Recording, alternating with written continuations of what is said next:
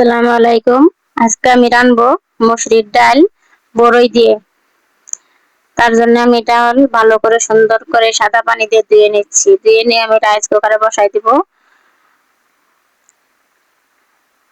আমি কিন্তু রাইস কুকারে রাঁধি তরকারি ডাল বেশিরভাগ কিছুই।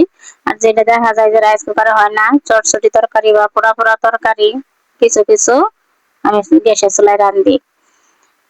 আমি কিন্তু সিলিন্ডারে পাক করি, তার জন্য আমি রাইস কুকারে রাঁধি। আপনারা আবার কিছু মনে করেন না। এখন আমি ডাউল রাইস কুকারে পাতিলে বসাই দিলাম।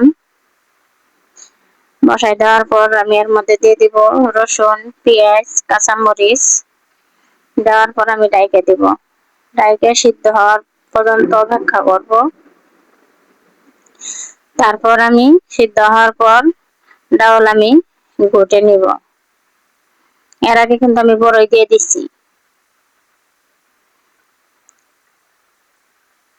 আর আমি নতুন পেজটা খুলেছি, সবাই আমাকে সাপোর্ট করবেন। আমার একটা ফেসবুক পেজ আছে আমেনা বেগম, সবাই ফলো করবেন, লাইক করবেন, কমেন্ট করবেন, শেয়ার করবেন। আর আমার ইউটিউব চ্যানেলটাকেও সবাই সাপোর্ট করবেন। হিংসা বিদ্বেষ বাদ দিয়ে আমরা একে অপরের পাশে থাকলে সবাই কিন্তু সবার পাশে থাকতে পারে। এখন দেখতেছেন আমি ডাউল কুটে নিচ্ছি। এর মধ্যে দিয়ে দিচ্ছি কিন্তু বড়ই, টক বড়ই। এটা আমাদের কাছে টক বড়ই। এই বড়ই দিয়ে আমার কাছে ডাল অনেক মজা লাগে।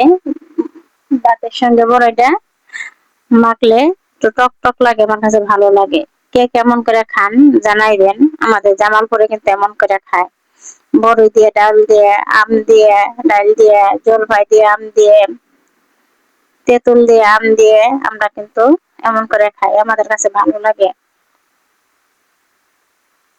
এখন আমি দিয়ে দিব বাগার।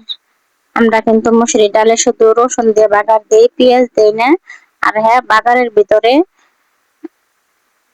জিরা, কালি জিরা দিতে পারেন। জিরা, কালি জিরা দিলে আমার স্বামী পছন্দ করে না, মুখে লাগে, পছন্দ করে না। কিন্তু আমার ছেলে, আমি পছন্দ করি। এখন বাগারের ভিতরে কিন্তু আমি হলুদ দিই। ডাল বসানোর সময় কিন্তু আমি হলুদ দিই না। ডাল বসানোর সময় হলুদ দিলে কি হয়, মাঝে মাঝে দেখা যায় যে কালো হয়ে যায়।